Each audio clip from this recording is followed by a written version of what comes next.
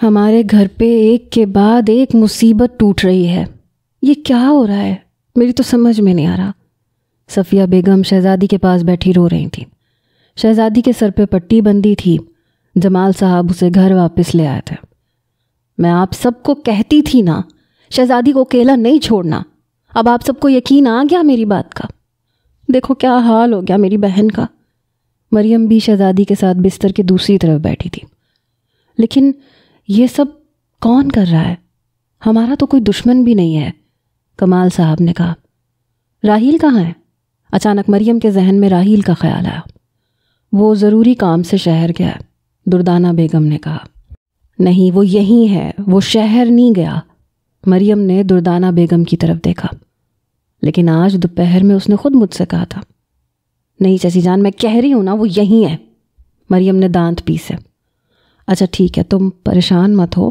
تمہارے لیے بھی پریشانی ٹھیک نہیں ہے، بہت کمزور ہو چکی ہو. دردانہ بیگم نے بات ختم کرنے کے لیے کہا. باقی سب کو باہر آنے کا اشارہ کرتے ہوئے دردانہ بیگم کمرے سے باہر نکل آئیں. دوسرے کمرے میں سب ایک ایک کر کے اکٹھے ہوئے. یہ مریم بار بار راحیل کے بارے میں کیا کہتی ہے؟ مجھے تو کچھ سمجھ میں نہیں آتا، دردانہ بیگم نے کہا. پتہ نہیں، میری تو اپنی سمجھ سے باہر ہے یہ بات. اور دوسرا، انسپکٹر شرافت کو بھی شروع سے ہی راحیل پہ شک تھا. جمال صاحب بولے. لیکن بھائی، راحیل تو ہمارے گھر کا بچہ ہے، وہ ایسا کیوں کرے گا بھلا؟ اور سب یہاں پہ اسے اتنا پیار دیتے ہیں، اور وہ تو ارسم پہ جان چھڑکتا ہے. ہم اس کے بارے میں ایسا سوچ بھی نہیں سکتے، دردانہ بیگم نے کہا. بات تو آپ کی ٹھیک ہے، مجھے تو خود بھی راحیل پہ کسی قسم کا شک نہیں ہے. کمال، تم بھی کچھ بولو، جمال صاحب نے کہا. بھائی جان میں کیا بولوں، میرا دماغ تو الجھ کے رہ گیا ہے.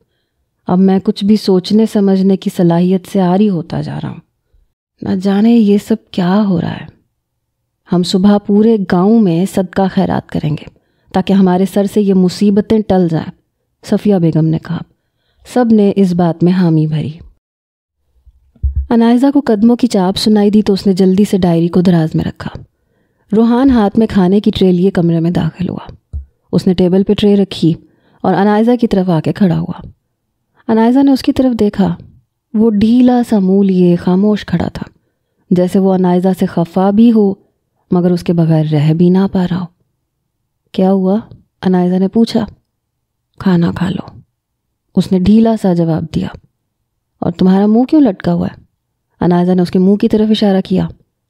نہیں تو، روحان نے انائزہ کی طرف دیکھا. نہیں تو کیا، صاف دکھ رہا ہے. روحان خاموش رہا. انائزہ بیڈ سے اٹھی، چلتی ہوئی صوفے پہ آ کے بیٹھی. روحان بھی اس کے ساتھ بیٹھ گیا. بریانی کی 2 پلیٹوں کے ساتھ رائتہ، سلاد وغیرہ رکھا ہوا تھا. آج صبح میں سوچ رہی تھی کہ شام کو عقیلہ سے بریانی کا کہوں گی، لیکن میں نے کہا نہیں اور اس نے خود ہی بنا دی. انائزہ نے ایک پلیٹ روحان کے آگے رکھی، دوسری اپنی طرف کھسکائی. اس نے خود نہیں بنائی، روحان بولا. تو؟ انائزہ نے سوال کیا. میں نے کہا تھا اسے. روحان کی بات پہ انائزہ حیرت سے اسے دیکھتی رہی، کیونکہ روحان نے خود عقیلہ سے بات کی بنا اس کے کہے. ان دونوں نے کھانا شروع کیا. روحان بار بار چور نظروں سے انائزہ کو دیکھ لیتا اور انائزہ کو بھی یہ بات معلوم تھی. کھانے سے فارغ ہو کے روحان خود برتن کچن میں رکھ کے آیا. انائزہ تو اس کامے بچے کو حیرت سے دیکھتی رہی. کہاں وہ کمرے کی جان ہی نہیں چھوڑتا تھا اور کہاں وہ ان کاموں کو لگ گیا تھا. پتہ ہوتا تو پہلے ہی موڈ بنا لیتی تاکہ یہ کمرے سے باہر تو نکلتا. انائزہ نے دل میں سوچا اور بیڈ پہ جا کے بیٹھی. روحان کمرے میں داخل ہوا اور بیڈ پہ بیٹھ گیا.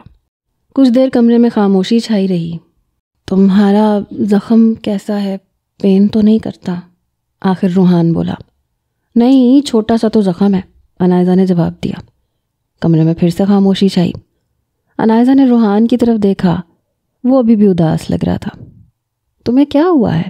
انائزہ نے پوچھا. مجھے کیا ہونا؟ روحان نے فوراً اپنا بگڑا منہ ٹھیک کیا. انائزہ کو وہ اس حرکت سے بہت معصوم لگا. میں جانتی ہوں تم پریشان ہو، بتاؤ کیا ہوا ہے؟ میں کیا بتاؤں، خود تم صبح سے مجھ سے بات نہیں کر رہی.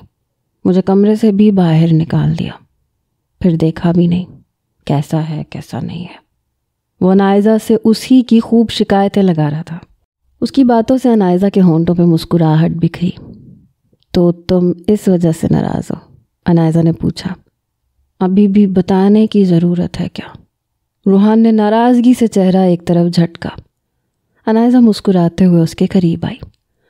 تو اب کیسے مناؤں اپنے حبی کو؟ وہ مسکراتے ہوئے بولی۔ روحان خاموش رہا۔ بتاؤ نا کیسے منایا جائے؟ وہ ابھی بھی منہ لٹکائے بیٹھا تھا۔ رومانس کر کے مناؤں کیا؟ عنائزہ نے اس کا ہاتھ پکڑ کے دبایا۔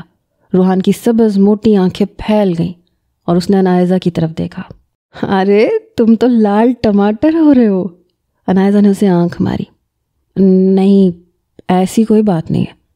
روحان نے خود کو نارمل ظاہر کیا۔ ہاں تو کیسی بات ہے؟ اس نے ہاتھ پہ مزید زور دیا۔ چھوڑو میرا ہاتھ، مجھے تنگ مت کرو۔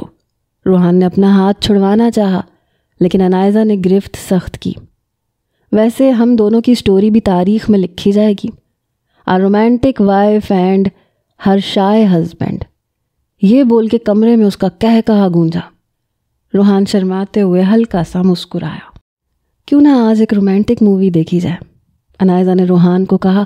روحان خاموش رہا۔ بتاؤ دیکھو گے کہ نہیں؟ ٹھیک ہے دیکھوں گا۔ آخر روحان نے حامی بھری۔ عنائزہ اسی لیے صوفے پہ آئی، ٹی وی آن کیا۔ اس نے انگلش مووی لگائی۔ اس بار عنائزہ نے روحان کے کندھے پہ سر نہیں رکھا تھا کہ کہیں پچھلی بار کی طرح روحان آنکھیں نہ بند کر لے۔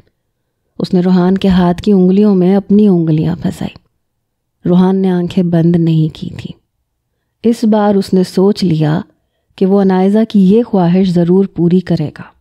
عنائزہ بار بار روحان کی طرف دیکھ رہی تھی۔ روحان کبھی بھیڑ میں نہیں گیا تھا۔ مووی میں سے ایک پارٹی کا سین چل رہا تھا جس میں بہت سے انسان ایک ساتھ تھے۔ اس کا سانس تھوڑا تھوڑا پھولنے لگا مگر اس نے خود پہ کنٹرول کیا۔ عنائزہ نے نوٹ کیا کہ روحان کے ہاتھ کی گرفت سخت ہو رہی ہے، جس سے اسے معلوم ہوا کہ وہ اپنے آپ پہ قابو پانے کی کوشش کر رہا ہے۔ اب مووی میں ہیرو ہیروئن کو لیے ایک الگ روم میں آ گیا تھا۔ جیسے ہی وہ ہیروئن کے قریب ہوا، روحان نے جھٹ سے عنائزہ کی طرف دیکھا۔ عنائزہ اس کی معصوم آنکھوں کا پریشان ہونا سمجھ چکی تھی مگر خاموش رہی۔ اب مووی میں فرینچ کسنگ سین چل رہا تھا۔ روحان نے شرم سے اپنی آنکھیں بند کر لیں۔ آنکھیں کیوں بند کی ہیں؟ کھولو۔ عنائزہ نے اس کی طرف دیکھا۔ نہیں کھولوں گا، وہ نہایت آرام سے بولا۔ کیا کہا؟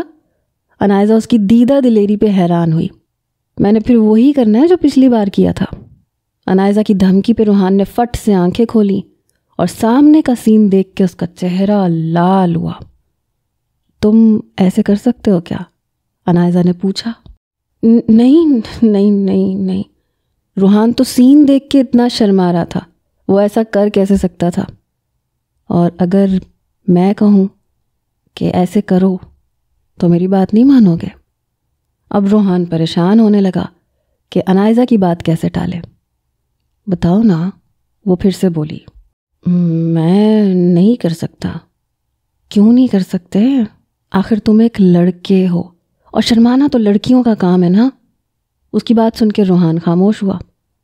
اچھا پھر مجھے یہ بتاؤ کہ اگر یہ سین میں تمہارے ساتھ کروں تو؟ اس کی بات سن کے روحان نے معصوم سبز آنکھوں کو بڑا کیا۔ اب بولو، اس نے پھر سے پوچھا۔ نہیں۔ روحان صوفے سے اٹھنے لگا۔ ارے کدھر جا رہے ہو؟ بیٹھو ادھر۔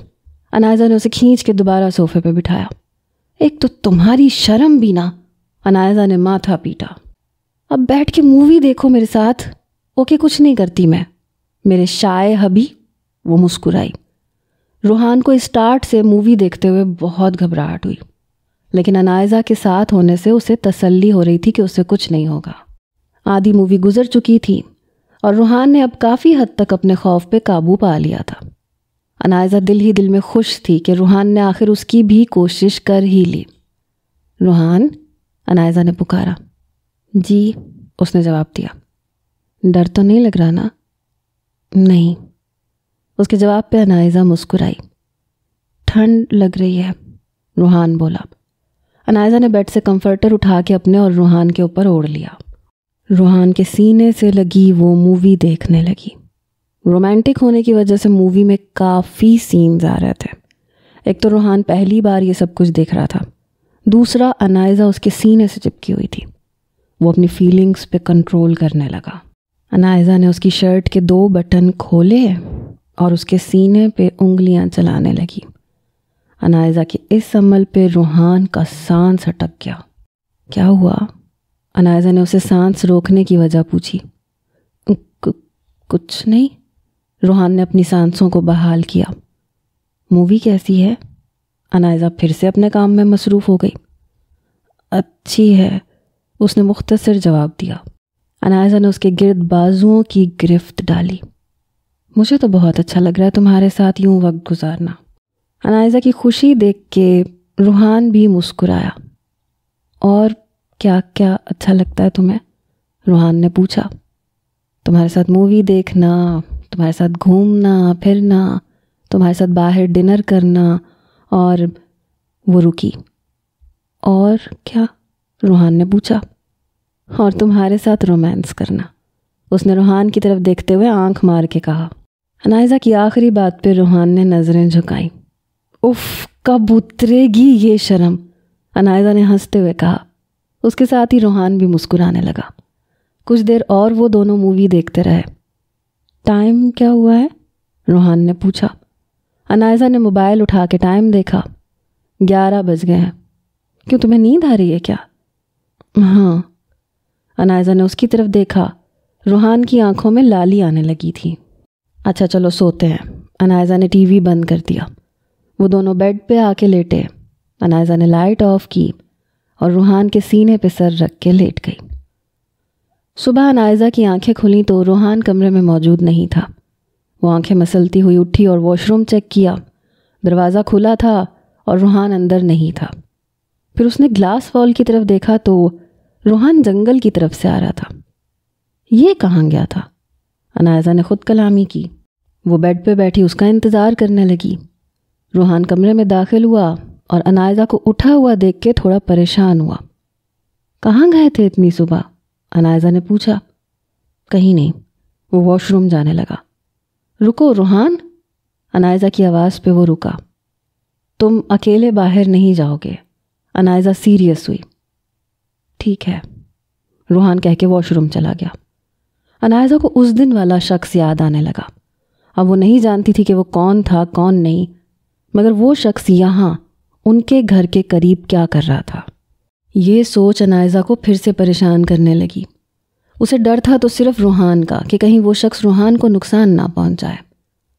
ناشتہ کرنے کے بعد انائزہ لان میں چہل قدمی کر رہی تھی۔ اس نے آس پاس دیکھ کے روحان کو تلاش کیا، مگر وہ اسے کہیں دکھائی نہ دیا۔ یا آج روحان کہاں گم ہے، ورنہ وہ تو میرا پہلو ہی نہیں چھوڑتا۔ اس نے خود کلامی کی اور گھر کے اندرونی حصے کی جانب بڑھ گئی۔ عقیلہ؟ جی بیگم صاحبہ، انائزہ کی پکار پہ عقیلہ نے جواب دیا۔ روحان کہاں ہے؟ پتہ نہیں بیگم صاحبہ، میں نے تو انہیں ناشتے کے بعد سے نہیں دیکھا۔ اچھا ٹھیک ہے، انائزہ مڑنے لگی۔ اچھا وہ شفیق آج کہیں نظر نہیں آ رہا، وہ کدھر ہے؟ شفیق کا یاد آنے پہ وہ رکی۔ ابھی تو یہیں تھا، باہر لان میں، اب نہیں ہے کیا؟ نہیں، میں لان میں سے ہی آ رہی ہوں، وہ تو نہیں ہے باہر۔ پھر شاید مارکیٹ گیا ہوگا، کہہ تو رہا تھا کہ کوئی ضروری سامان لانا ہے۔ ٹھیک ہے، انائزہ کہہ کے اپنے کمرے میں آ گئی۔ اس نے ڈائری اٹھا کے کھول لی۔ ماضی۔ شہزادی کو ہاسپٹل میں ہوش آیا تو کمال اور جمال صاحب اس کے پاس تھے۔ کیسی ہو میری بیٹی؟ جمال صاحب نے پوچھا۔ ٹھیک ہوں ابو جان۔ ڈاکٹر کمرے میں داخل ہوا۔ آپ انہیں گھر لے جا سکتے ہیں، کچھ میڈیسنز میں لکھ رہا ہوں، وہ ٹائم پہ انہیں دیتے رہیے گا۔ ٹھیک ہے ڈاکٹر صاحب، کمال صاحب نے جواب دیا۔ شام تک وہ شہزادی کو گھر لے آئے تھے۔ شہزادی تم ٹھیک ہو نا؟ مریم بھاگتی ہوئی اس کے پاس آئی۔ میں ٹھیک ہوں آپی، آپ پریشان مت ہوں، وہ آہستہ سا بولی۔ اسے بستر پہ لٹایا گیا، سب گھر والے اس کے آس پاس موجود تھے۔ میری بچی کیسے گر گئی تھی تم؟ خیال کرنا تھا نا؟ صفیہ بیگم بولی۔ امی جان میں کچھ دیر آرام کرنا چاہتی ہوں۔ مجھے اکیلا چھوڑ دیں۔ شہزادی کے کہنے پہ سب گھر والے کمرے سے باہر نکل آئے، لیکن مریم وہیں بیٹھی رہی۔ شہزادی مجھے بتاؤ، تمہیں کسی نے دھکا دیا تھا نا؟ آپ یہ کیسے کہہ سکتی ہیں؟ دیکھو میں جانتی ہوں کوئی ہے یہاں جو ہم پہ نظر رکھے ہوئے ہے، بس میں ابھی کنفرم نہیں کر پا رہی ہوں۔ دیکھو میں نے تمہیں کہا تھا نا کہ تمہیں حفاظت کی ضرورت ہے، اب دیکھو تم کس حال میں ہو۔ آپ ٹھیک کہہ رہی ہیں، میں سیڑھیوں سے خود نہیں گری تھی، مجھے کسی نے دھکا دیا تھا۔ کیا؟ کس نے؟ تم نے اسے دیکھا تھا کیا؟ مریم نے ایک ساتھ کئی سوال کیے۔ نہیں آپی، میں اسے دیکھ نہیں پائی۔ کچھ تو نوٹ کیا ہوگا نا، مجھے بتاؤ پوری بات۔ میں چھت سے خشک کپڑے اتارنے گئی تھی، جب میں واپس آ رہی تھی تو کسی نے مجھے دھکا دیا۔ پھر کیا ہوا بتاؤ؟ مریم نے پوچھا۔ میں نے خود کو گرنے سے سنبھالا، پیچھے مڑ کے دیکھنے ہی لگی تھی جب اس نے میرے منہ پہ کپڑا ڈال دیا اور میں کچھ دیکھ نہیں سکی۔ پھر کیا ہوا؟ میں نے اس شخص کو پکڑا بھی تھا، لیکن اس نے اپنا آپ مجھ سے چھڑوا لیا اور مجھے پھر سے دھکا دے دیا۔ شہزادی بتاتے ہوئے خوف زدہ سی ہو رہی تھی۔ اوہ میری بہن، مریم نے روتے ہوئے اسے گلے سے لگایا۔ آپ ہی کون ہے وہ شخص جو ہماری خوشیوں کے پیچھے پڑ گیا ہے؟ شہزادی تم میرا یقین کرو، وہ ڈیول جس نے مجھے اغوا کیا تھا وہ بالکل راحیل کے جیسا دکھتا تھا، مگر راحیل کے سر پہ وہ زخم نہیں ہے جو میں نے بھاگنے سے پہلے ڈیول کے سر پہ کانچ مارنے سے لگایا تھا۔ لیکن آپ ہی راحیل کیسے ہو سکتا ہے؟ وہ مجھ سے محبت کرتا ہے، وہ مجھے موت کے منہ میں نہیں دھکیل سکتا۔ وہ تم سے محبت نہیں کرتا، وہ تمہارا بھروسہ جیت رہا ہے۔ دیکھنا تم کہیں نہ کہیں وہ تمہارے بھروسے کا ناجائز فائدہ ضرور اٹھائے گا۔ آپ ہی پلیز، آپ راحیل کے خلاف کچھ نہ کہیں، وہ کبھی مجھے تکلیف نہیں دے سکتا۔ میری بہن، تم صرف 18 سال کی ہو، اسی لیے تمہیں صحیح اور غلط کی پہچان نہیں ہے۔ آپ مجھے اکیلا چھوڑ دیں۔ شہزادی نے رخ بدلا۔ ٹھیک ہے، تمہیں میرا یقین نہیں کرنا تو مت کرو، لیکن خدا کے واسطے راحیل سے دور ہی رہو تو تمہارے لیے بہتر ہے۔ مریم کمرے سے باہر چلی گئی اور شہزادی اسی کشمکش میں الجھ گئی کہ مریم صحیح ہے یا راحیل غلط ہے۔ شہزادی رات کو سو رہی تھی جب اس کی چارپائی پہ کوئی چیز آ کے گری۔ اس نے آنکھیں کھولیں اور آس پاس دیکھنے لگی۔ اسے اپنی چارپائی پہ ایک کاغذ کا ٹکڑا پڑا دکھائی دیا۔ اس نے کھول کے دیکھا۔ باہر آؤ، میں راحیل ہوں۔ شہزادی نے کھڑکی کی طرف دیکھا تو وہ کھڑا اسے دکھائی دے رہا تھا۔ ایک نظر مریم پہ ڈالتے ہوئے وہ آہستہ سے اٹھی اور بے آواز قدموں سے چلتی ہوئی دروازہ کھولا اور باہر نکل گئی۔ راحیل نے اس کا ہاتھ پکڑا اور سیڑھیوں کی طرف لے گیا۔ یہاں انہیں کوئی نہیں دیکھ سکتا تھا۔ تم ٹھیک ہو نا شہزادی؟ راحیل نے فکر مندی سے پوچھا۔ جی اب بہتر ہوں، میڈیسنز کی وجہ سے درد نہیں ہو رہا اب۔ مجھے تمہاری بہت فکر تھی، تمہیں معلوم ہے سارا دن تم سے ملنے کا موقع ڈھونڈتا رہا میں، لیکن مریم بھابھی ایک پل کے لیے بھی تم سے دور نہیں ہوئی، اسی لیے جیسی رات ہوئی میں نے سوچا بھابھی سو رہی ہیں تو تم سے مل لوں۔ اچھا کیا آپ نے، میرا خود کا دل چاہ رہا تھا آپ سے ملنے کو۔ شہزادی سیڑھیوں پہ بیٹھی تو راحیل بھی اس کے ساتھ بیٹھ گیا۔ مریم آپ ہی نہ جانے کیوں آپ پہ شک کرتی ہیں، مجھے بالکل بھی اچھا نہیں لگتا جب وہ آپ کے خلاف بولتی ہیں۔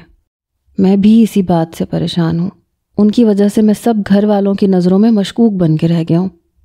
لیکن آپ فکر مت کریں راحیل، ہم ضرور اس کا کوئی نہ کوئی حل ڈھونڈ نکالیں گے۔ شہزادی مسکرائی۔ ہاں، مجھے بس تمہارے ساتھ کی ضرورت ہے، پھر میرے لیے کچھ مشکل نہیں، راحیل نے بھی مسکراتے ہوئے کہا۔ شام ہونے پہ نائزہ نے ڈائری رکھی اور کمرے سے باہر نکلی۔ سامنے ہی روحان بکھرے بالوں کے ساتھ رف کپڑے پہنے سیڑھیاں چڑھتا ہوا نظر آ رہا تھا۔ روحان، کہاں تھے تم صبح سے؟ نائزہ نے حیرت سے پوچھا۔ اندر آؤ۔ روحان اس کا ہاتھ پکڑ کے کمرے میں لے گیا۔ ارے کیا ہوا اور بتاؤ تم کہاں تھے اور یہ کیا حالت بنا رکھی ہے؟ نائزہ پریشان ہونے لگی۔ روحان خاموشی سے وارڈروب کی طرف بڑھا اور سرخ رنگ کی میگزی نکال کے نائزہ کے ہاتھ میں تھمائی۔ فریش ہو کے یہ پہن لو۔ لیکن کیوں؟ ہم کہیں جا رہے ہیں کیا؟ نائزہ حیران ہوئی۔ بس پہن لو، جلدی کرو، پھر میں نے بھی فریش ہونا ہے۔ روحان کی باتوں پہ عنائزہ حیران پریشان تھی۔ آج وہ اتنا نارمل بیہیو کیسے کر رہا تھا؟ 10 منٹ میں عنائزہ فریش ہو کے باہر نکلی تو روحان بلو 3 پیس سوٹ پہنے ڈریسنگ ٹیبل کے آگے کھڑا بازوؤں کے بٹن بند کر رہا تھا۔ عنائزہ اس کے ٹشن دیکھ کے حیران رہ گئی۔ تم کہاں پہ فریش ہوئے؟ عنائزہ نے پوچھا۔ گیسٹ ہاؤس کے واش روم میں۔ اب وہ بالکل تیار کھڑا تھا۔ لکنگ ہینڈسم، عنائزہ نے اس کی تعریف کی۔ تم میک اپ کرو، روحان نے کہا۔ لیکن کس لیے؟ بتاؤ تو صحیح پہلے۔ بس سرپرائز ہے، تم میک اپ کرو، 10 منٹ میں تیار رہنا، میں ابھی آیا۔ وہ کہتا ہوا کمرے سے باہر بھاگ گیا۔ ارے، عنائزہ کو شوق پر شوق لگ رہا تھا۔ 10 منٹ بعد روحان کمرے میں داخل ہوا تو عنائزہ فل ریڈی کھڑی تھی۔ ریڈ میکسی کے نیچے سلور کلر کی ہائی ہیلز پہنے، بالوں کا جوڑا بنا کے، ریڈ لپسٹک لگائے، وہ بہت خوبصورت لگ رہی تھی۔ ایک پل کے لیے روحان اسے دیکھتا رہ گیا۔ کیا ہوا؟ عنائزہ نے اس کی آنکھوں کے آگے چٹکی بجائی۔ ہاں کچھ نہیں، بہت خوبصورت لگ رہی ہو۔ اس نے تعریف کی تو عنائزہ کو پھر سے شوق لگا۔ روحان نے اپنی پاکٹ سے رومال نکال کے اس کی آنکھوں پہ باندھنا شروع کیا۔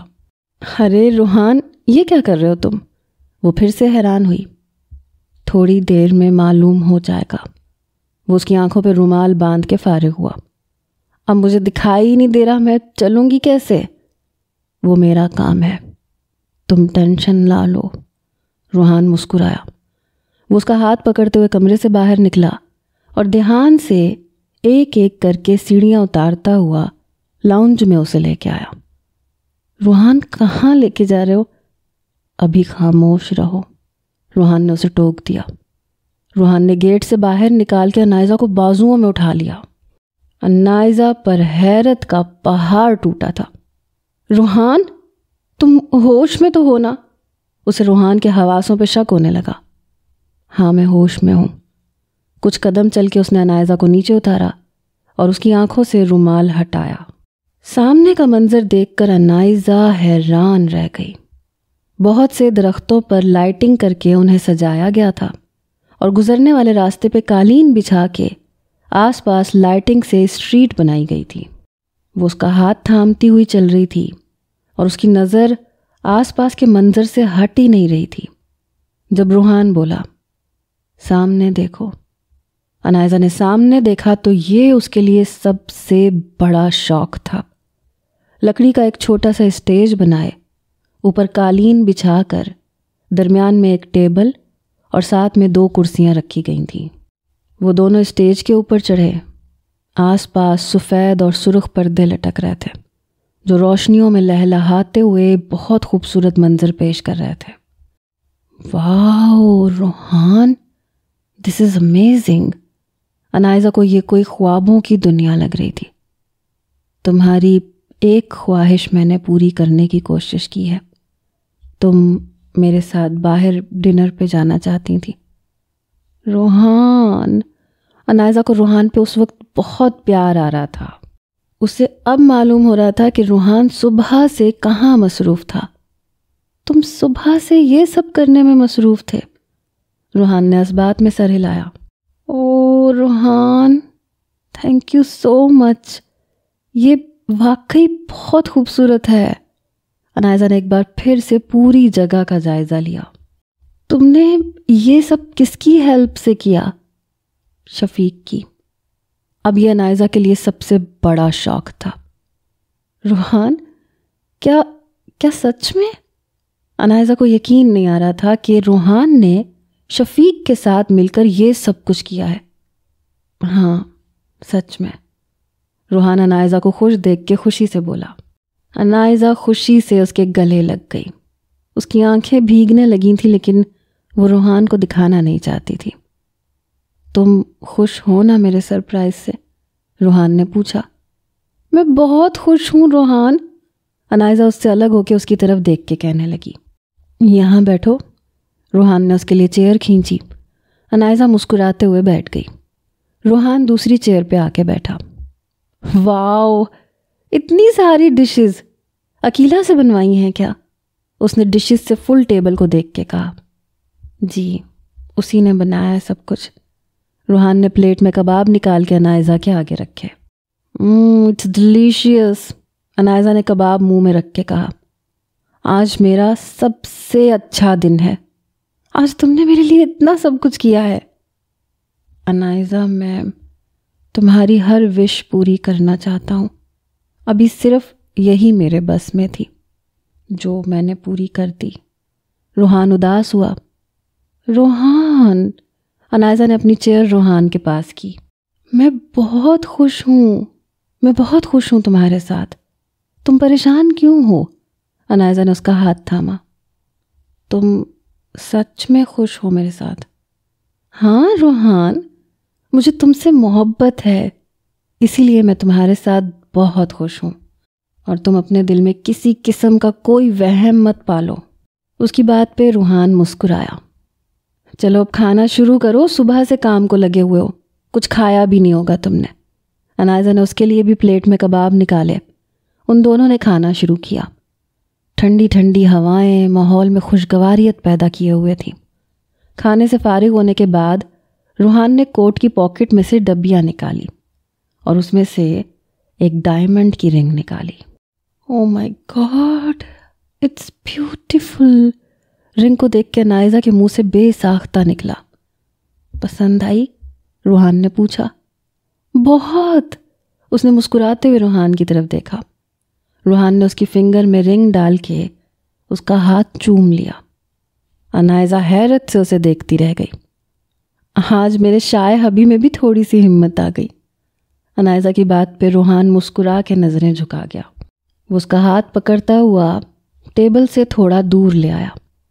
انائزہ نے سوالیہ نظروں سے اس کی طرف دیکھا۔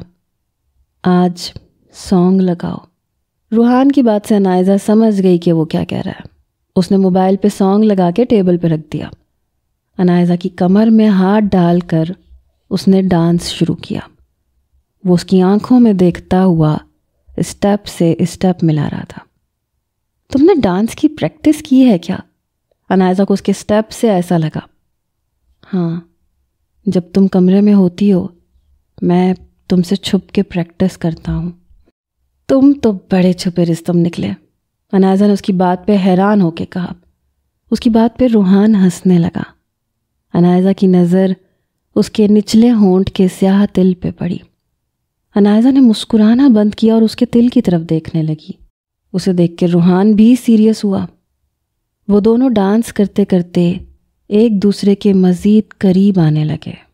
انائزہ نے آنکھیں بند کیں تو روحان نے بھی آنکھوں کے پردے گرائے۔ انائزہ نے اس کے تل پر اپنے لب رکھے اور دونوں بازو اس کے کندھوں پر سخت کیے۔ روحان نے انائزہ کی کمر کو دبایا اور اسے محسوس کرنے لگا۔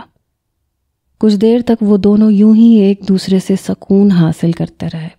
پھر انائزہ نے روحان کے کندھے پہ سر رکھا اور روحان نے اس کی کمر کے گرد گرفت کو سخت کیا۔ صبح 7 بجے سورج کی روشنی سے انائزہ کی آنکھیں کھلی۔ اس نے اپنے ساتھ سوئے ہوئے روحان کو دیکھا۔ محبت بھری نظروں سے اسے دیکھتے ہوئے اس نے روحان کے ماتھے پر اپنے لب رکھے اور فریش ہونے کے لیے اٹھ گئی۔ 10 منٹ بعد وہ گیلے بالوں کے ساتھ واش روم سے باہر نکلی۔ روحان ابھی تک سو رہا تھا۔ انائزہ کے دماغ میں شرارت آئی۔ وہ روحان کے پاس کھڑی ہو کے اس پہ جھکی۔ اس کے بالوں سے گرتے پانی کے قطرے روحان کے چہرے پہ گرنے لگے۔ روحان نے نیند میں اپنا چہرہ صاف کیا۔ اسے لگا جیسے کوئی چیز اس کے چہرے پہ رینگ رہی ہے۔ مسلسل پانی گرنے کی وجہ سے روحان نے اپنی آنکھیں کھولیں۔ اس کی نظر مسکراتی ہوئی انائزہ پہ پڑی۔ اٹھ جائیے جناب، صبح ہو گئی ہے۔ سونے دو مجھے۔ روحان نے اپنے اوپر کمفرٹر لیا۔ ارے اٹھو روحان، بہت سو لیا۔ نہیں نا، مجھے نیند آئی ہے۔ اف، میں نیچے جا رہی ہوں، جلدی اٹھ جانا۔ اس نے بال خشک کیے اور ریڈی ہو کے نیچے چلی گئی۔ کچھ دیر میں روحان فریش ہو کے نیچے آیا تو انائزہ کچن میں کھڑی ناشتہ بنا رہی تھی۔ روحان اس کے پاس آ کے کھڑا ہوا۔ عقیلہ کہاں ہے؟ اس نے ناشتہ نہیں بنایا؟ نہیں، آج اس کی طبیعت کچھ ٹھیک نہیں ہے۔ انائزہ نے پراٹھے کی سائڈ چینج کرتے ہوئے کہا۔ یہ کیا بنا رہی ہو؟ روحان نے پہلی بار دیکھا تھا۔ یہ آلو کے پراٹھے ہیں، کیوں تم نے پہلے کبھی نہیں کھائے کیا؟ انائزہ نے حیرت سے پوچھا۔ پراٹھے تو کھائے ہیں مگر ایسے نہیں، روحان نے جواب دیا۔ کیا واقعی؟ چلو آج میں تمہیں پاکستان کے مشہور آلو والے پراٹھے کھلاتی ہوں۔ تم بیٹھو، باہر میں لاتی ہوں بھی۔ روحان باہر ٹیبل پہ آ کے بیٹھا۔ کچھ دیر تک انائزہ پراٹھوں کے ساتھ چائے کی ٹرے لیے ٹیبل پہ آ گئی۔ تو کھاؤ اور بتاؤ کیسا لگا تمہیں۔ اس نے روحان کے آگے پراٹھا رکھا۔ روحان نے لقمہ بنا کے منہ میں رکھا۔ اب انائزہ اس کی طرف دیکھ رہی تھی۔ کیسا لگا؟ انائزہ نے پوچھا۔ یہ تو بہت ٹیسٹی ہے، میں ایک اور لوں گا۔ اوہ ریئلی؟ مجھے پتا تھا تمہیں ضرور پسند آئے گا۔ ساتھ چائے کا سپ بھی لو نا، پھر آئے گا اصلی مزہ۔ اب روحان مزے سے پراٹھا کھا رہا تھا، ساتھ ساتھ چائے کا سپ لے رہا تھا۔ انائزہ نے بھی ناشتہ شروع کیا۔ انائزہ اور روحان چہل قدمی کے لیے لان میں داخل ہوئے تو بہت سے نئے پودے لان میں پڑے تھے۔ ارے یہ کون لے کے آیا؟ انائزہ پودوں کی طرف دیکھ کے چلنے لگی۔ روحان بھی اس کے ساتھ چل دیا۔ شفیق لے کے آیا ہوگا۔ روحان نے ایک چھوٹے سے پودے کو ہاتھ میں اٹھایا۔ کتنے پیارے ہیں یہ، کس چیز کے ہیں؟ انائزہ نے پوچھا۔ شاید پھولوں کے ہیں، روحان نے کہا۔ ارے یہ والے تو امرود کے پودے ہیں۔ انائزہ نے سائڈ پہ پڑے پودوں کی طرف اشارہ کیا۔ اچھا، تب کا کہا ہوا یہ آج لے کے آیا ہے۔ روحان نے امرود کا پودا چیک کیا۔ بیگم صاحبہ، پودے لگانے کا موسم ابھی آیا ہے، بہار شروع ہو رہا ہے۔ اوپر سے شفیق آ کے بولا۔ ہاں یہ تو تم ٹھیک کہہ رہے ہو، موسم بہار تو اب شروع ہوا ہے، انائزہ نے کہا۔ تو روحان کیوں نہ یہ پودے ہم لگائیں؟ انائزہ مسکرائی۔ ہاں بالکل، روحان نے جواب دیا۔ ارے بیگم صاحبہ اور روحان بابا، آپ دونوں تھک جاؤ گے، میں خود لگا لوں گا، شفیق بولا۔ نہیں شفیق، یہ امرود کے پودے میں اور روحان خود لگائیں گے، انائزہ نے کہا۔ ٹھیک ہے جی، جیسے آپ کی مرضی، وہ کہتا ہوا اندر چلا گیا۔ روحان اور انائزہ نے گڑھا کھودنا شروع کیا۔ وہ دونوں مٹی سے کھیلتے ہوئے پودے لگانے کے ساتھ ساتھ ایک دوسرے پہ صاف مٹی بھی پھینک رہے تھے۔ دونوں کے کھلکھلا کے ہنسنے کی آوازیں اندر گھر تک جا رہی تھیں۔ عقیلہ اور شفیق کھڑکی سے ان دونوں کو دیکھنے لگے اور اللہ کا شکر ادا کرنے لگے۔ 2-3 گھنٹوں بعد وہ فارغ ہوئے تو مٹی سے بھرے ہوئے تھے۔ فریش ہونے کے لیے وہ کمرے میں آئے۔ کتنا مزہ آیا نا آج کھیلنے کا، انائزہ نے ہنستے ہوئے کہا۔ ہاں بہت، روحان بھی ہنس رہا تھا۔ چلو تم فریش ہو جاؤ، پھر میں بھی ہوتی ہوں۔ روحان وارڈروب سے اپنے کپڑے نکال کے واش روم میں چلا گیا۔ انائزہ اس کے باہر آنے کا انتظار کرنے لگی۔ کچھ دیر بعد وہ باہر نکلا تو انائزہ واش روم میں چلی گئی۔ جب وہ باہر آئی تو روحان کمرے میں موجود نہیں تھا۔ اس نے گلاس وال سے باہر دیکھا تو وہ اسے شفیق کے پاس کھڑا دکھائی دیا۔ انائزہ کو تھکن محسوس ہونے لگی تھی۔ اس نے کچھ دیر ریسٹ کرنے کا سوچا۔ اب وہ ڈائری نکالے بستر پر لیٹ گئی۔ ماضی۔ دردانہ ہم کیا کریں؟ مریم کو جس بات کا شک تھا وہ صحیح نکلا۔ شہزادی کی حفاظت ضروری ہے، صفیہ بیگم سبزی بناتے ہوئے دردانہ بیگم سے کہہ رہی تھی۔ اب وہ چاہتی ہے کہ ہم یہاں اس گھر میں رہیں تاکہ جب سب اکٹھے ہوں تو زیادہ مضبوط ہوں۔ ہاں وہ ٹھیک کہہ رہی ہے، دردانہ بیگم نے کہا، لیکن ہم کب تک یہاں آپ کے گھر میں رہیں گے؟ ایسے اچھا نہیں لگتا، صفیہ بیگم نے کہا۔ صفیہ آپا، آپ ایسا کیوں سوچ رہی ہیں؟ ہمیں سب کی جان پیاری ہے، میں نہیں چاہتی کہ ہم میں سے کسی کو بھی کوئی نقصان پہنچے۔ آپ تینوں ہمارے ساتھ رہو گے جب تک ہماری خوشیوں کا قاتل پکڑا نہیں جاتا، دردانہ بیگم نے صفیہ کو ڈانٹنے کے انداز میں کہا۔ مگر دردانہ، بس آپا، آپ یہیں رہو گے، اللہ ہم سب کو اپنے حفظ و امان میں رکھے۔ صفیہ بولنے لگی تھی جب دردانہ نے اسے ٹوک دیا۔ آمین، صفیہ نے کہا۔ کمال صاحب کی حویلی کا ٹیلی فون رنگ ہوا تو کمال صاحب نے فون اٹھا کے کان کو لگایا۔ کمال صاحب، مجھے آپ کا مجرم مل گیا ہے، انسپکٹر شرافت بولا۔ اچھا، کون ہے وہ؟ کمال صاحب خیریت؟ آپ کی آواز کو کیا ہوا؟ انسپکٹر شرافت کو ان کی آواز بدلی لگی۔ ہاں میرا گلا کچھ خراب ہے، تم بتاؤ کون ہے وہ شخص؟ کمال صاحب بولے، جب شہزادی سیڑھیوں سے گری تو میں چھت پہ گیا تھا، جہاں مجھے سیڑھیوں کے پاس سے ایک بٹن ملا، جس سے مجھے معلوم ہوا کہ ایسے بٹن صرف شرٹ پہ لگے ہوتے ہیں، جبکہ آپ کے خاندان کے سبھی مرد سوٹ پہنتے ہیں سوائے… انسپکٹر خاموش ہوا۔ جی بتائیے، سوائے کس کے؟ کمال صاحب نے کہا۔ سوائے راحیل کے۔ یہ آپ کیا کہہ رہے ہیں؟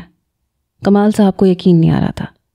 کمال صاحب، یا تو آپ مجھ سے ملنے آ جائیے یا میں آپ کے پاس آ جاتا ہوں، پھر آپ کو پوری بات صحیح طریقے سے سمجھاؤں گا۔ ٹھیک ہے انسپکٹر صاحب، میری طبیعت تو ٹھیک نہیں ہے، بہتر ہوتا کہ اگر آپ مجھ سے ملنے آ جاتے۔ اوکے، میں 1 گھنٹے میں آپ کے پاس پہنچتا ہوں۔ انسپکٹر شرافت نے فون رکھ دیا۔ رات کے وقت 8 بجے کا وقت تھا جب انسپکٹر شرافت اکیلے گاڑی چلاتے ہوئے کمال صاحب کی حویلی جا رہے تھے، جب اچانک آسمان پر بادل گرجنے کی آواز آئی۔ یہ اچانک موسم کو کیا ہو گیا؟ انسپکٹر شرافت نے گاڑی کی کھڑکی سے باہر کی طرف دیکھا۔ اب وہ آدھا سفر طے کر چکے تھے، انہوں نے واپس جانے سے آگے جانا ہی بہتر سمجھا۔ کچھ دیر بعد بارش شروع ہو گئی۔ انسپکٹر نے اپنی گاڑی کی رفتار تیز کی۔ وہ تیز گاڑی چلاتا ہوا جا رہا تھا جب اسے سامنے سڑک پہ کوئی کھڑا ہوا دکھائی دیا۔ اس نے 2 بار اسے ہاتھ سے سائیڈ ہونے کا اشارہ کیا، مگر وہ شخص ویسے ہی اپنی جگہ جم کے کھڑا رہا۔ انسپکٹر نے گاڑی دوسری طرف کی تو وہ شخص اس طرف آ گیا۔ مجبوراً اسے تیز بارش میں بھی گاڑی سے باہر نکلنا پڑا۔ ارے کون ہو بھائی، راستہ چھوڑو، انسپکٹر بارش میں بھیگتا ہوا بولا۔ وہ شخص ایک ایک قدم اٹھاتا ہوا اس کی طرف بڑھنے لگا۔ انسپکٹر کو وہ شخص مشکوک لگا۔ اس نے اپنی گن کو کور سے نکال کے ہاتھ میں پکڑ لیا۔ کون ہو تم؟ وہ پھر سے بولا، مگر سامنے والا تو جیسے بہرا تھا۔ وہ ابھی بھی چپ چاپ اس کی طرف بڑھ رہا تھا۔ جیسے ہی وہ گاڑی کے قریب آیا، اس کا جسم گاڑی کی لائٹ سے روشن ہونے لگا۔ بلیک پینٹ کوٹ اور سر پر بلیک ہوڈی لیے وہ شخص اس کے بالکل مقابل کھڑا تھا۔ انسپکٹر کو مریم کی باتیں یاد آنے لگیں، جس سے اسے شک ہوا کہ یہ بھی انہی میں سے ایک ہے یا پھر یہ خود ڈیول ہے۔ وہیں رک جاؤ، انسپکٹر نے گن کا رخ اس کی طرف کیا۔ وہ شخص ایک پل کے لیے رکا، پھر ایک طرف سے کہیں سے کلہاڑی گھومتی ہوئی آئی اور انسپکٹر نے جس ہاتھ میں گن تان رکھی تھی اس ہاتھ کو کاٹتی ہوئی سڑک پہ گری۔ گرجتے بادلوں کے ساتھ انسپکٹر کی چیخیں آسمان تک پہنچ رہی تھیں۔ اس کا ہاتھ لہو لوہان سڑک پہ گرا ہوا تھا۔ آس پاس کی جگہ سے 10-15 سیاہ لباس والے اس شخص کے پیچھے آ کے کھڑے ہو گئے۔ وہ 2 قدم آگے بڑھ کے ایک گھٹنے کے بل زمین پہ بیٹھا اور اپنا ہوڈ اوپر کیا۔ اسے دیکھ کر انسپکٹر کے رہے سہے ہوش بھی اڑ گئے۔ پہچانا مجھے؟ وہ شخص اس کے قریب ہو کے بولا۔ میری دنیا میں مجھے کہتے ہیں ڈیول۔ وہ بارش سے بھیگتا ہوا بول رہا تھا۔ تم میرا راز فاش کرنے چلے تھے نا، تاکہ مجھے میری میری سے دور رکھ سکو۔ لو، آج میں تمہیں اس دنیا سے ہی بہت دور پہنچا دوں گا، اتنا دور کہ تم کبھی لوٹ کے واپس نہیں آ سکو گے۔ نہیں پلیز مجھے مت مارو، میں کسی کو کچھ نہیں بتاؤں گا۔ انسپکٹر کو اپنی جان پہ بن گئی۔ بتا تو تم نے دیا ہے، یہ تو اچھا ہوا کہ فون میں نے اٹھایا تھا۔ Flash back. کمال صاحب، مجھے آپ کا مجرم مل گیا ہے، انسپکٹر شرافت نے کہا۔ اچھا، کون ہے وہ؟ راحیل فون کان کو لگا کے بولا۔ کمال صاحب خیریت، آپ کی آواز کو کیا ہوا ہے؟ انسپکٹر شرافت کو ان کی آواز بدلی سی لگی۔ ہاں، میرا گلا کچھ خراب ہے۔ تم بتاؤ کون ہے وہ شخص؟ راحیل نے اپنی آواز بھاری کرتے ہوئے کہا۔ جب شہزادی سیڑھیوں سے گری تھی تو میں چھت پہ گیا تھا، جہاں مجھے سیڑھیوں کے پاس سے ایک بٹن ملا، جس سے مجھے معلوم ہوا کہ ایسے بٹن صرف شرٹ پہ لگے ہوتے ہیں، جبکہ آپ کے خاندان کے سبھی مرد سوٹ پہنتے ہیں سوائے… انسپکٹر خاموش ہوا۔ جی بتائیے، سوائے کس کے؟ سوائے راحیل کے۔ انسپکٹر کے منہ سے اپنا نام سنتے ہی راحیل کی آنکھوں میں خون اترنے لگا۔ Flash now. بہت کر لیا لحاظ. اب جو بھی میرے اور میری میری کے درمیان میں آئے گا اسے اپنی جان سے ہاتھ دھونا پڑے گا. اس نے اپنے آدمی کی طرف اشارہ کیا. ان میں سے ایک آدمی ہاتھ میں مضبوطی سے کلہاڑی پکڑے انسپکٹر کی طرف بڑھنے لگا. نہیں، مجھے معاف کر دو، میری جان بخش دو، میں وعدہ کرتا ہوں کسی کو کچھ نہیں بتاؤں گا، بلکہ میں اپنا ٹرانسفر کروا لوں گا، پلیز میری جان بخش دو. وہ مسلسل اپنی جان کی بھیک مانگ رہا تھا جب تیز کلہاڑی کے ایک ہی وار سے اس کا سر اس کے جسم سے جدا ہو کے دور جا گرا. اس کے جسم سے خون کی تیز دھاریں نکلتی ہوئی بارش کے پانی کے ساتھ بہنے لگی. ڈیول نے ڈیڈ باڈی کی شرٹ ٹٹولی اور اس کی جیب میں سے اپنی شرٹ کا بٹن نکال کر مٹھی میں لے لیا. بہت جلد تم میرے پاس ہوگی میری، صرف میری بن کے رہو گی ساری عمر. اس نے بٹن کو سختی سے مٹھی میں بھینچ لیا تھا. صبح پولیس کی ٹیم انسپکٹر شرافت خان کی ڈیڈ باڈی کا جائزہ لے رہی تھی کہ کوئی ثبوت ہاتھ لگ جائے، مگر انہیں کوئی بھی ایسی چیز نہ ملی. کمال صاحب کی حویلی میں شرافت خان کے بے رحمی سے قتل کی خبر پہنچ چکی تھی. اب ان سب کی پریشانی پہلے سے بھی بڑھ گئی تھی. راحیل، دردانہ بیگم صبح کے وقت راحیل کے کمرے کا دروازہ کھٹکھٹا رہی تھی. راحیل نیند سے بیدار ہوا. وہ آنکھیں پھاڑے دروازے کی طرف دیکھنے لگا. راحیل جلدی اٹھو، ضروری بات کرنی ہے. آتا ہوں خالہ جان. راحیل نے ان کو جواب دیا اور وہ واپس مڑ گئیں. وہ واش روم گیا، شیشے میں اپنا چہرہ دیکھا. اس کے سر پہ زخم ابھی بھی باقی تھا اور ایک رخسار پہ کانچ کا گہرا نشان تھا جس پہ اس نے نقلی اسکن اتنی مہارت سے لگائی تھی کہ کوئی بھی پہچان نہیں سکتا تھا. سر کے زخم پہ نقلی بال لگا کے اس نے زخم چھپا دیا تھا. آنکھوں میں وحشت لیے وہ شیشے میں اپنا عکس دیکھ رہا تھا. راحیل! ایک مزید آواز آنے پہ وہ کمرے سے باہر نکلا. کیا ہوا خالہ جان؟ صبح صبح کیوں جگا دیا؟ بات ہی کچھ ایسی ہے کہ جگانا پڑا، دردانہ بیگم نے جواب دیا. جی بتائیں کیا بات ہے؟ وہ جانتا تو تھا کہ کیا بات ہو سکتی ہے، لیکن انجان بننے کے لیے پوچھنا ضروری تھا. انسپکٹر شرافت کا کسی نے بہت بے رحمی سے قتل کر دیا. کیا؟ کب اور کس نے؟ راحیل نے ایکٹنگ کی.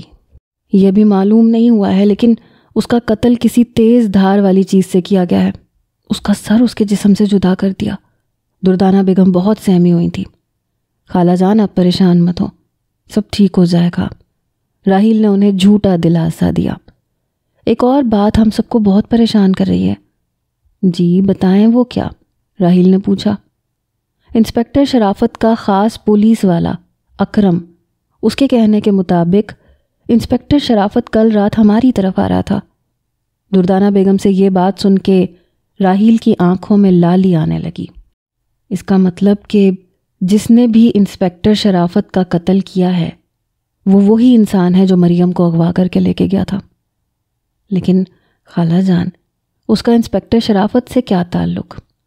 راحیل کو اکرم پہ غصہ آ رہا تھا. ضرور اس کے ہاتھ کوئی ثبوت لگا تھا جس کی خبر اس شخص کو ہو گئی، اسی لیے اس نے انسپکٹر کا قتل کر دیا. واہ بڑھیا، اس عمر میں بھی تیرا دماغ کتنا چلتا ہے، راحیل نے دل میں کہا. شاید ایسا ہی ہو. راحیل انجان بنا. اب انسپکٹر شرافت کی جگہ جو انسپکٹر آئے گا وہی ہمارا کیس حل کرے گا، دردانہ بیگم نے بتایا. اب وہ کون ہے جس کو اپنی جان پیاری نہیں؟ راحیل دل میں سوچنے لگا. دردانہ، کمال صاحب کی آواز آئی. آتی ہوں، انہوں نے کمال صاحب کو جواب دیا. میں تمہارے خالو جان کی بات سن لوں، تم بھی منہ ہاتھ دھو کے آ جاؤ. ٹھیک ہے خالہ جان، میں 10 منٹ میں آتا ہوں. دردانہ بیگم مڑ گئیں اور راحیل اپنے کمرے میں چلا گیا. 2 دن بعد انسپکٹر شرافت خان کی جگہ ایک اور انسپکٹر آ چکا تھا. اس نے جمال اور کمال صاحب کو پوچھ گچھ کے لیے پولیس اسٹیشن بلایا تھا. ہاں بھائی، میں نے سنا ہے اس رات انسپکٹر شرافت تم لوگوں کی طرف جا رہا تھا جب کسی نے نہایت بے دردی سے اس کا قتل کر دیا. اس نے اپنے موٹے پیٹ پہ سے پینٹ اوپر کھینچتے ہوئے کہا. لیکن انہوں نے ہمیں آنے کی اطلاع نہیں دی تھی، کمال صاحب نے کہا. لیکن وہ روڈ تو تم لوگوں کے گھر کی طرف ہی جاتا ہے نا جہاں واردات ہوئی ہے، انسپکٹر نے کہا. آپ ٹھیک کہہ رہے ہیں، لیکن انہوں نے ہم سے کسی قسم کا رابطہ نہیں کیا تھا، جمال صاحب بولے۔ لیکن یہ اکرم تو کہہ رہا ہے کہ شرافت اس کو بتا کے گیا تھا کہ وہ آپ کی طرف جا رہا ہے۔ اس نے سامنے پڑے سموسوں کی پلیٹ میں سے ایک سموسا اٹھایا۔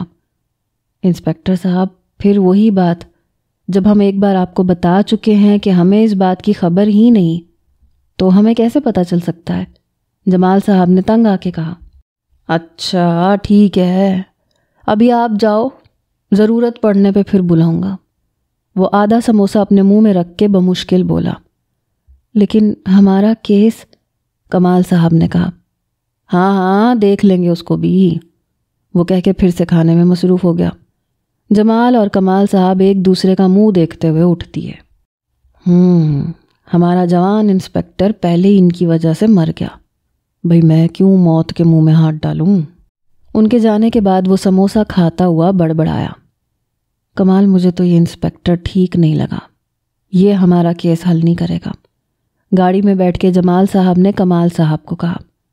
بھائی جان، لگا تو مجھے بھی کچھ ایسے ہی ہے، بس اللہ خیر کرے۔ انہوں نے گاڑی سٹارٹ کی۔ مریم کمرہ صاف کرنے کے بعد بیڈ کی چادر ٹھیک کرنے لگی۔ اس نے ارسم کا سر اٹھا کے تکیہ سیٹ کر کے رکھا، پھر نرمی سے سر واپس تکیے پہ رکھا۔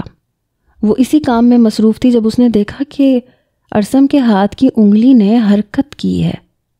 مریم کو اپنی آنکھوں پہ یقین نہیں آ رہا تھا۔ ارسم، ارسم!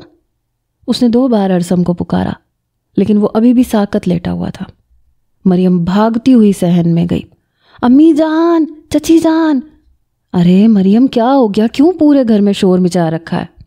دردانہ بیگم نے کہا۔ چچی جان، وہ ارسم! کیا ہوا ارسم کو؟ ٹھیک تو ہے نا؟ وہ پریشانی سے کھڑی ہوئی۔ چچی جان، ارسم بالکل ٹھیک ہے۔ تو بتاؤ نا پھر کیا ہوا ہے؟ صفیہ بیگم نے کہا۔ امی جان، ارسم کے ہاتھ نے حرکت کی ہے۔ مریم سے خوشی سے بولا ہی نہیں جا رہا تھا۔ کیا؟ یا اللہ تیرا شکر ہے، دردانہ بیگم نے کہا، اور وہ تینوں ارسم کے کمرے کی طرف بھاگی۔ کمال صاحب ارسم کو لیے ہاسپٹل گئے۔ انہوں نے کال کر کے ڈاکٹر کو ارسم کے ہاتھ کے حرکت کرنے کا بتایا تھا، تو ڈاکٹر نے ارسم کو اپنے پاس لانے کا کہا تاکہ اس کے ٹیسٹ وغیرہ کیے جا سکیں۔ ڈاکٹر، میرا بیٹا کب تک ہوش میں آ جائے گا؟ کمال صاحب نے بےتابی سے پوچھا۔ ان کے ہوش میں آنے کے کافی امکان نظر آ رہے ہیں، اب بس آپ دعا کریں، اللہ نے چاہا تو یہ آج یا کل میں ہوش میں آ سکتے ہیں، یا اسی ہفتے یا اسی مہینے۔ ڈاکٹر کی بات سن کے کمال صاحب کو خوشی کے مارے کچھ سمجھ میں نہیں آ رہا تھا کہ وہ کیا کہیں۔ شکریہ ڈاکٹر صاحب، آپ نے مجھے اتنی بڑی خوشخبری سنائی ہے۔ ارے کوئی بات نہیں، یہ سب تو اللہ کے کام ہے، ہم تو بس ذریعہ ہیں۔ راحیل شہر سے گاؤں گھر آیا تو اسے سبھی بہت خوش نظر آ رہے تھے۔ وہ حیران ہوا کہ ابھی 2 دن پہلے تو انسپکٹر شرافت کے قتل کی خبر سن کے گھر میں سوگ پڑا ہوا تھا، اور اب یوں اچانک ایسا کیا ہوا کہ سب کے چہرے خوشی سے کھل اٹھے۔ السلام علیکم، سب کو سلام کرتا وہ کرسی پہ آ کے بیٹھا۔ وعلیکم السلام، سب نے اس کے سلام کا جواب دیا۔ کیا بات ہے، آج سب بہت خوش دکھائی دے رہے ہیں۔ ہاں کیوں نہیں، اور تم سنو گے نا، تم بھی خوشی سے پاگل ہو جاؤ گے، دردانہ بیگم نے کہا۔ اچھا، ایسی کیا خاص بات ہے؟ راحیل کو تجسس ہوا۔ دردانہ بیگم کہنے لگیں، تمہارا بھائی بہت جلد کوما سے باہر آنے والا ہے، انشاءاللہ۔ بات تھی یا پگھلا ہوا سی سانپ جو راحیل کو اپنے کانوں میں اترتا ہوا محسوس ہو رہا تھا۔ کیا واقعی؟ مگر کیسے؟ میرا مطلب ہے آپ کو کیسے معلوم ہوا؟ اس کے اندر طوفان اٹھ رہا تھا، لیکن سب کو نارمل ظاہر کرنا اس کی مجبوری تھی۔ میں بتاتی ہوں کیسے۔ مریم کمرے میں داخل ہوئی۔ آج میرے شوہر کے جسم نے حرکت کی ہے، جو میں نے خود اپنی آنکھوں سے دیکھی ہے، وہ راحیل کی آنکھوں میں دیکھتے ہوئے بولی۔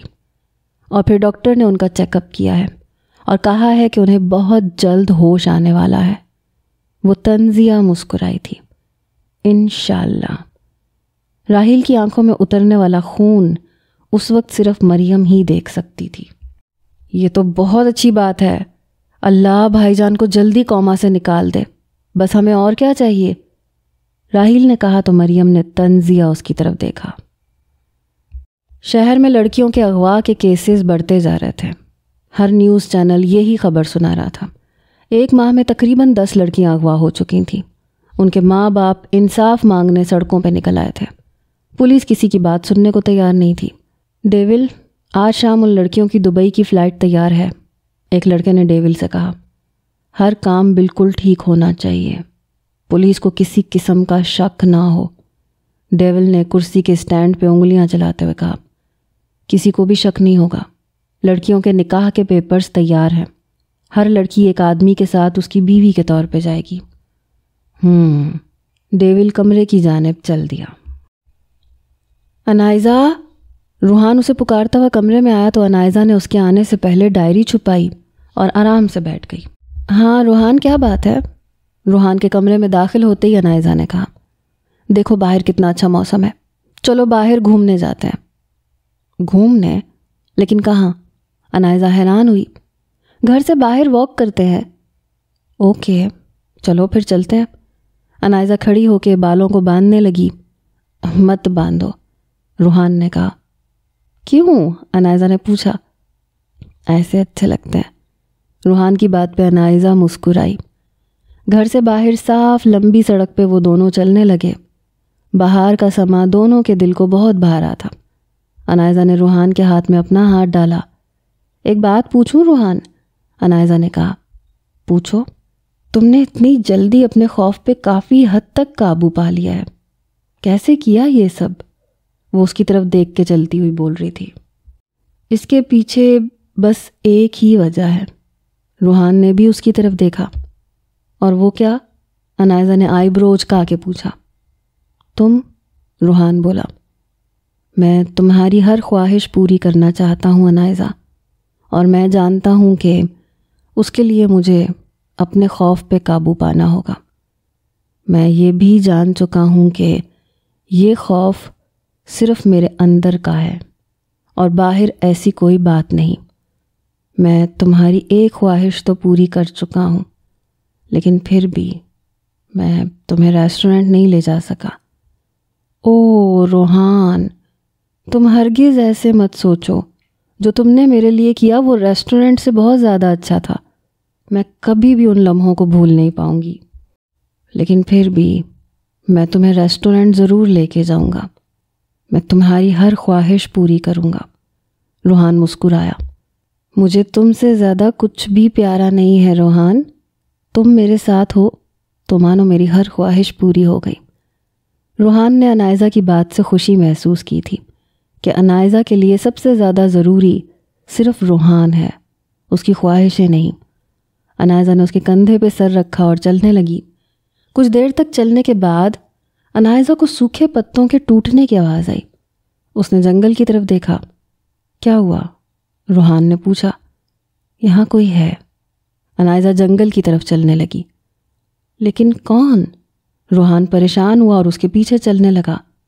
ادھر ادھر دیکھنے کے بعد انائزہ کو وہاں کوئی نظر نہیں آیا۔ یہاں تو کوئی بھی نہیں ہے، روحان نے کہا۔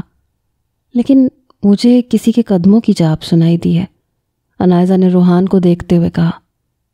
ہو سکتا ہے کوئی جانور ہو، روحان نے اندازہ لگایا، لیکن اس جنگل میں تو جانور ہیں ہی نہیں۔ چھوڑو، جو بھی تھا ہمیں کیا؟ روحان نے پھر سے انائزہ کا ہاتھ پکڑا۔ آؤ نا پھر سے واک کرتے ہیں۔ انائزہ وہیں جم کے کھڑی تھی تو روحان نے کہا، نہیں، اب ہمیں گھر چلنا چاہیے۔ انائزہ نے اس کا ہاتھ کھینچتے ہوئے واپس سڑک پہ لے آئی۔ لیکن گھر کیوں؟ اتنا مزہ تو آ رہا تھا۔ روحان نے منہ پھلایا۔ نہیں روحان، یہاں ہم سیف نہیں ہیں۔ انائزہ نے اسے سمجھانا چاہا، لیکن اس کا منہ ابھی بھی پھولا ہوا تھا۔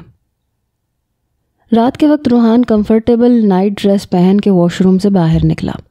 جب اسے انائزہ وارڈروب کے پاس کھڑی کچھ سوچتی ہوئی دکھائی دی۔ کیا ہوا؟ روحان نے پوچھا۔ روحان، میری ہیلپ تو کرو۔ ہیلپ؟ کس کام میں؟ انائزہ 2 نائٹیز لیے بیڈ کی طرف آئی۔ اچھا بتاؤ، ان دونوں میں سے کون سی پہنوں؟ وہ باری باری دونوں کو اپنے ساتھ لگاتے ہوئے روحان سے مشورہ لے رہی تھی۔ ان نائٹیز کو دیکھ کے روحان کے ہوش اڑے تھے۔ وہ آنکھیں کھولے انائزہ کو دیکھتا رہا۔ ارے دیکھ کیا رہے ہو، بتاؤ نا، انائزہ نے چٹکی بجاتے ہوئے کہا۔ ہاں کچھ نہیں، روحان نے نظریں جھکائیں۔ کچھ نہیں، کیا میری ہیلپ کرو، بتاؤ نا ان میں سے کون سی اچھی لگ رہی ہے۔ اب روحان بیچارہ شرمیلا بچہ اسے کیا جواب دیتا۔ اس نے نہایت آرام سے کمفرٹر میں گھس جانے میں ہی بہتری سمجھی۔ ارے ارے، انائزہ پہلے تو اس کے اس عمل پہ حیران ہوئی، پھر اپنی ہنسی دبانے کے لیے لب دانتوں تلے دبایا۔ انائزہ پنک کلر کی نائٹی لیے واش روم میں گھس گئی۔ روحان کو پچھلی بات یاد آنے لگی جب انائزہ گھٹنوں تک نائٹ ڈریس پہنے اس کے کمفرٹر میں گھس گئی تھی۔ اب کی بار وہ کیا کرے گی؟ یہ سوچ سوچ کے روحان کے 14 طبق پہلے ہی روشن ہونے لگے تھے۔ انائزہ واش روم سے نکلی تو روحان کو ویسے ہی کمفرٹر میں دبکے ہوئے پایا۔ ہائے رے میرے اناڑی پیا، انائزہ نے اپنا ماتھا پیٹا۔ روحان، اس نے روحان کو بلانے کی کوشش کی لیکن آگے سے پکا سناٹا۔ روحان، بتاؤ میں کیسی لگ رہی ہوں؟ انائزہ کی بات پہ روحان کا نازک سا دل تیز تیز دھڑکنے لگا۔ اب وہ اسے دیکھ پاتا تو ہی بتاتا نا کہ وہ اس نائٹی میں کیسی لگ رہی ہے۔ روحان، کمفرٹر اتارو۔ انائزہ نے بھی جیسے آج کچھ ٹھان لی تھی۔ روحان کی دھڑکنوں کے ساتھ سانسوں نے بھی مقابلہ لگایا۔ روحان، میں کیا کہہ رہی ہوں؟ اتنی بار انائزہ کے کہنے پہ روحان کو لگا کہ اب اگر اس نے انائزہ کی بات نہ مانی تو وہ ناراض ہو جائے گی۔ اس نے دھیرے سے کمفرٹر چہرے سے نیچے کیا مگر معصوم سبز آنکھیں ابھی بھی بند تھیں۔ آنکھیں کھولو، انائزہ کے کہنے پہ بھی اس نے آنکھیں کھولنے کی ہمت نہیں کی۔ روحان، دوسری بار کہنے پہ روحان نے آنکھیں کھولی، مگر یہ کیا؟ انائزہ تو سادہ سے سوٹ میں ملبوس تھی۔ کمرے میں انائزہ کا کہا گونجا۔ روحان آنکھیں مٹکتا اسے دیکھتا رہا۔ وہ کب سے کیا سوچ رہا تھا؟ کیسا لگا مذاق؟ انائزہ نے بمشکل اپنی ہنسی کنٹرول کرتے ہوئے کہا۔ میں نہیں بولتا، روحان یہ کہہ کے کمفرٹر میں چہرہ چھپا کے لیٹ گیا۔ ہائے رے میرے اناڑی پیا، مجھ سے ناراض ہو گئے۔ انائزہ اس کے ساتھ چپک کے لیٹ گئی۔ بولو نا، کیوں ناراض ہو گئے؟ میں تو مذاق کر رہی تھی۔ اس نے روحان کے چہرے سے کمفرٹر ہٹانا چاہا لیکن روحان نے مضبوطی سے دبایا ہوا تھا۔ روحان، پلیز کمفرٹر اتارو۔ نہیں اتاروں گا۔ روحان بھی ضدی بنا۔ میں تم سے مذاق نہیں کروں گی تو اور کس سے کروں گی؟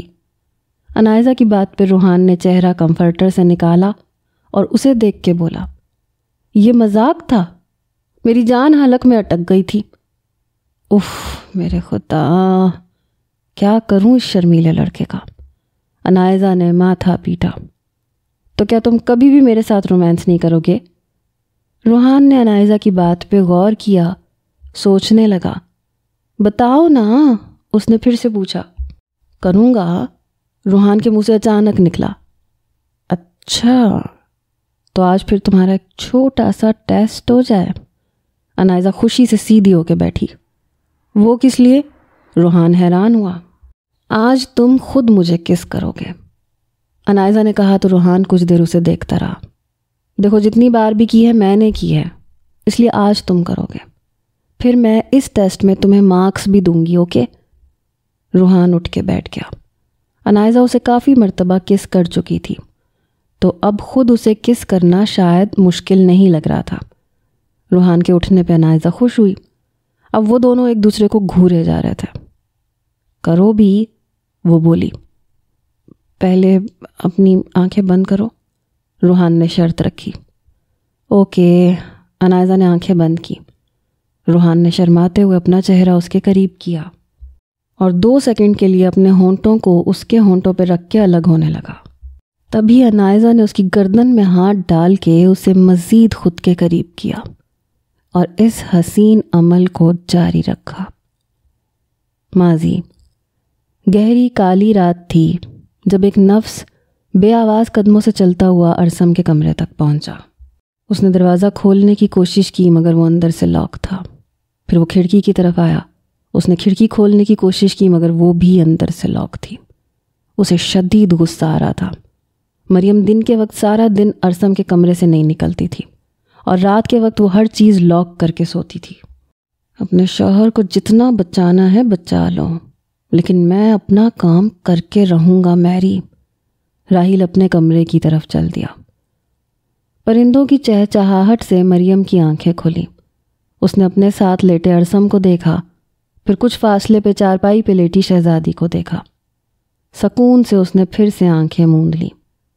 مریم، صفیہ بیگم دروازہ کھٹکھٹاتی ہوئی بولی۔ جی امی جان، مریم نے غنودگی سے دبی آواز میں کہا۔ آ جاؤ، ناشتہ کر لو اور شہزادی کو بھی اٹھا دو۔ جی ٹھیک ہے امی جان، آتی ہوں، کہتے ہوئے اس نے پھر سے کمبل اوڑھ لیا۔ دوپہر کے وقت مریم ارسم کی حفاظت کے لیے کمرے میں بیٹھی تھی جب راحیل کمرے میں داخل ہوا۔ تم کیوں آئے ہو یہاں؟ مریم غصے سے بولی۔ بھابھی میں بس بھائی کو دیکھنے آیا تھا، راحیل نے معصوم سی شکل بنا کے کہا۔ بالکل ٹھیک ہے میرا شوہر، دیکھ لیا، چلو اب جاؤ۔ بھابھی آپ کیوں ہر وقت مجھ سے ناراض رہتی ہیں؟ راحیل نے قدم آگے بڑھائے۔ میں نے کہا نا تم جاؤ یہاں سے، مجھے تم سے کوئی بات نہیں کرنی، وہ چلائی تھی۔ پلیز آہستہ بولیں، خالہ جان نے سن لیا تو پریشان ہو جائیں گی۔ زیادہ ڈرامے کرنے کی ضرورت نہیں ہے راحیل، میں جانتی ہوں تم ہی ڈیول ہو۔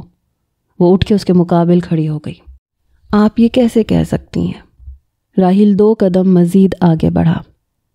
تمہاری یہ شیطانی آنکھیں جو مجھے حقیقت بتاتی ہیں، میں ان کو جھٹلا نہیں سکتی، تم ہی ڈیول ہو۔ مریم نے اچانک ایک ہاتھ آگے بڑھا کے راحیل کے رخسار پہ ناخن سے کھرونچ ڈالی۔ راحیل ایک دم سے پیچھے ہٹا اور آئینے میں اپنا عکس دیکھا۔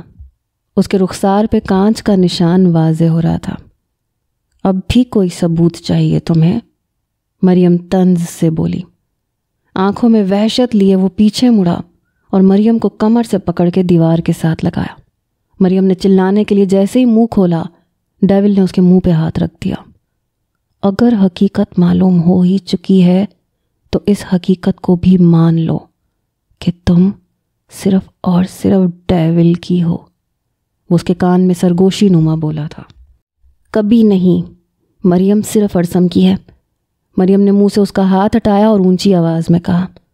ڈیول نے غصے سے اس کی کمر پہ گرفت کو سخت کیا تو مریم کے منہ سے سسکی نکلی۔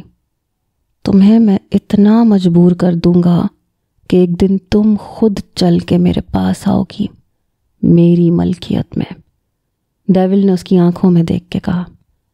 یہ تو وقت ہی بتائے گا کہ کون کس کے پاس آئے گا، ملکیت میں نہیں، معافی مانگنے، مریم نے پرعزم لہجے میں کہا۔ راحیل، کمال صاحب کی آواز پہ راحیل نے مریم کو آزاد کیا اور آخری نظر اس پہ ڈالتا ہوا کمرے سے باہر چلا گیا۔ اس کے جانے کے بعد مریم ارسم کے پاس بیٹھی اور رونے لگی۔ یا اللہ میری مدد کرنا، مجھے اس شیطان سے بچا لینا میرے اللہ، وہ روتے ہوئے دعا مانگ رہی تھی۔ جمال، مجھے آپ سے ایک بات کرنی ہے۔ جمال صاحب کرسی پہ بیٹھے اخبار پڑھ رہے تھے جب صفیہ بیگم بولی۔ ہاں کہو، کیا بات ہے؟ کیوں نہ ہم گاؤں سے اپنی ساری زمین بیچ کے شہر شفٹ ہو جائیں؟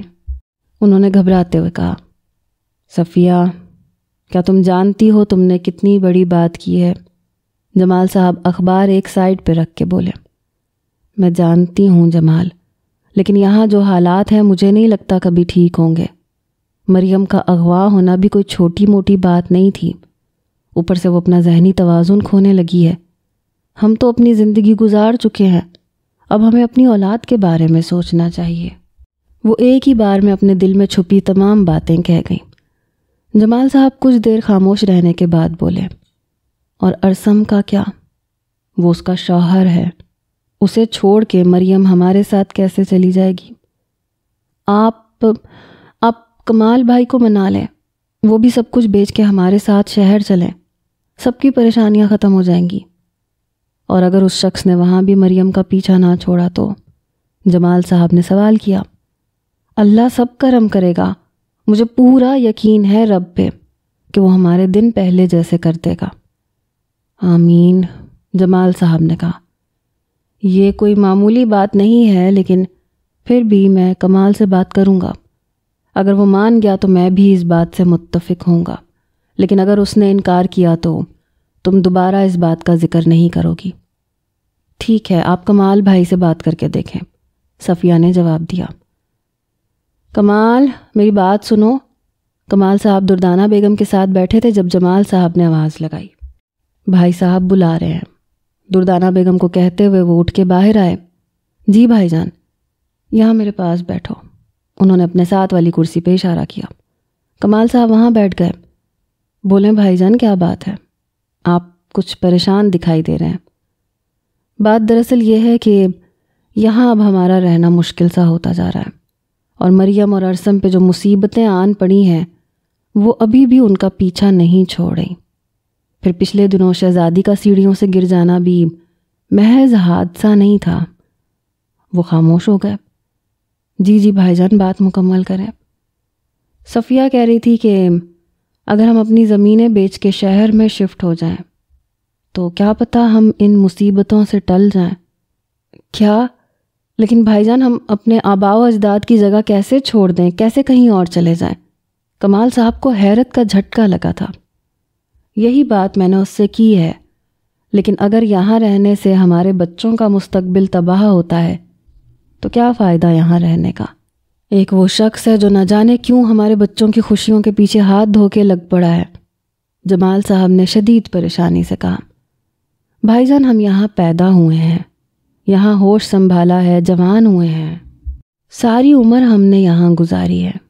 اس گاؤں کو چھوڑنا جسم سے روح نکالنے کے برابر ہوگا۔ لیکن اگر ہماری اولاد کے مستقبل کی بات کرتے ہیں تو آپ ٹھیک کہہ رہے ہیں۔ مطلب تم راضی ہو؟ جمال صاحب نے حیرت سے پوچھا۔ ابھی میرا دل مطمئن نہیں ہے، میں آپ کو سوچ کے جواب دوں گا۔ کمال صاحب نے پریشانی سے ماتھے پہ ہاتھ رکھا۔ ٹھیک ہے، سوچ لو۔ جمال صاحب وہاں سے اٹھ گئے۔ راحیل پچھلے ایک ہفتے سے طاق میں تھا کہ کب مریم ارسم کو اکیلا چھوڑے اور وہ ارسم کا کام تمام کرے، لیکن اسے موقع نہیں مل رہا تھا۔ خالہ جان، شام کے وقت اس نے صحن میں کھڑے ہو کے دردانہ بیگم کو اونچی آواز میں پکارا۔ ہاں راحیل، بولو، وہ اپنے کمرے سے نکل کے بولی۔ خالہ جان، میں شہر جا رہا ہوں، کچھ منگوانا ہے تو بتا دیں۔ وہ جان بوجھ کے اونچا بول رہا تھا تاکہ اس کی آواز مریم تک پہنچ سکے۔ نہیں، ابھی تو کچھ نہیں منگوانا، جب منگوانا ہوا تو کہہ دوں گی۔ ٹھیک ہے، میں رات تک گھر آ جاؤں گا۔ ٹھیک ہے، اللہ نگہبان۔ دردانہ بیگم بول کے واپس اپنے کمرے میں آ گئی۔ مریم نے کھڑکی سے راحیل کو باہر جاتے ہوئے دیکھا۔ اب وہ بے فکر ہو چکی تھی۔ جب راحیل گھر پہ نہیں ہوتا تھا تو مریم اپنے کام وغیرہ کر لیتی تھی۔ مریم کمرے سے باہر آئی اور بے فکری سے پھرنے لگی۔ راحیل گاڑی گاؤں میں ہی گھما پھر رہا تھا۔ وہ بس اندھیرا ہونے کا انتظار کر رہا تھا تاکہ اپنا کام آسانی سے کر سکے۔ 1 گھنٹے تک اندھیرا چھا چکا تھا۔